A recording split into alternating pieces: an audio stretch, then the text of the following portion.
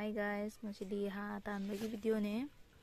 Haze hana masak khangbiba mi yawmni khangdaba angangsing haidi ko angang no hawraiba angangsing di dum khangdaba su yawna bane. Do sini ko ha hai.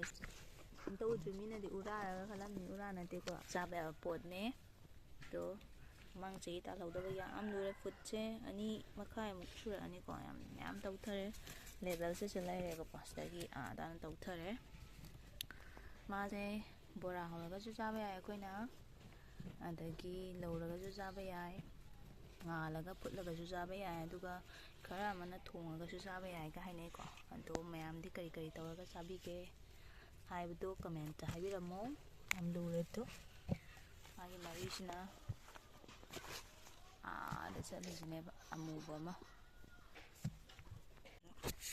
tingkache hindi pa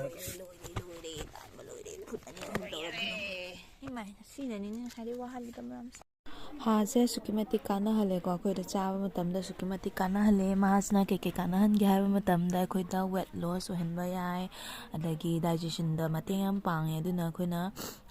khonghang khulan yadaba mi sing do khongham ba yam ya hale adagi cholesterol ko hantha hale heart diseases adagi cancer ki risk laibado adusu hantha hale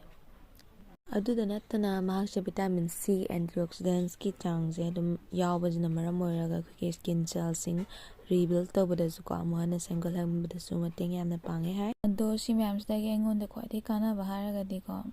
chakau so mi sing jida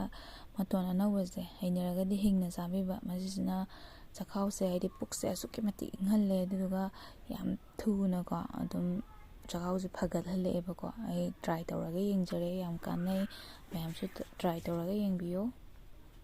asagi ha do bora haujare ko bora saya habdo slice na lugi type da soire duga bora haujare smaina duga sarni mahau se lugi type da dum tawe no bodi ko khoi bora jama tamda no ba chabane hena hawe smile ye